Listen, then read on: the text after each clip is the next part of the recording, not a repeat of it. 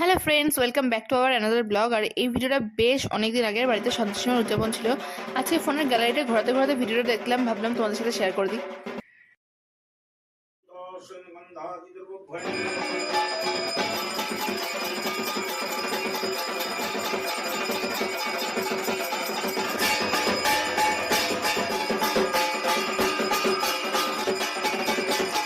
আমি সেই ছোট্টবেলা থেকে দেখে আসছি বাড়িতে প্রত্যেক শুক্রবার সন্তোষীমার পুজো হয়, বাবাই পুজোটা করে। আর বছরে একবার করে উদযাপন দেওয়া হয় বাড়িতে, আর এই দিনকে যজ্ঞ করে পুজো করা হয়। আর ঘর তো প্রত্যেক শুক্রবার করেই পাতা হয় বাড়িতে। এই পুজোটাতে 108টা প্রদীপ জ্বালানো হয়। যাই হোক, এইবার কিন্তু মায়ের শাড়িটা আমি পছন্দ করছি, মানে ঠাকুরের শাড়িটা। আর ঠাকুরকে শাড়িটাও আমি পরেছি। কেমন লাগছে ঠাকুরকে দেখতে সেটা কিন্তু জানাতে একদম ভুলো না। আর সত্যি বলতে পুজোর সময়টাতে না মনে হয় যেন মা স্বয়ং ঘরে বিরাজ করছে, এত ভালো লাগে, মনটা পুরো ভরে যায় পুজোটা দেখতে দেখতে।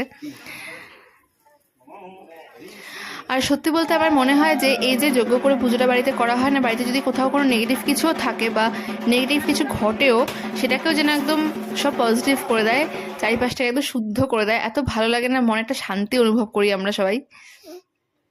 তো এই পুজোর নিয়ম হচ্ছে 8জন বালক বালিকাকে ভোজন করাতে হয়। তো প্রত্যেকবারের মতন এবারও বালক বালিকা এসেছিল অনেকগুলো, পুচকে পুচকে।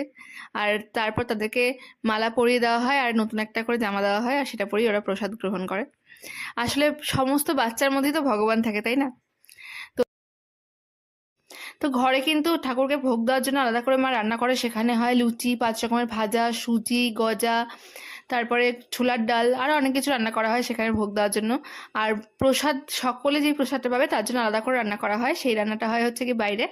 সেখানে ছিল হচ্ছে এবার প্রসাদে খিচুড়ি, তার সাথে বেগুন ভাজা, লম্বা লম্বা বেগুন ভাজা, আর ছিল লাবড়ার তরকারি, আর শেষে ছিল পায়েস আর লাড্ডু। তো এই হচ্ছে গিয়ে পুজোর আয়োজন। অনেকে হয়তো তোমরা জানো যে সন্তোষীমার পুজোতে কোনো টক ব্যবহার করা যায় না, তো কোনো রকম টকের কোনো কিছু ছোঁয়া থাকে না। আর আমরা কিন্তু মাকে কোনো অন্ন ভোগ প্রসাদও দেই না, চালের জিনিস দেই না।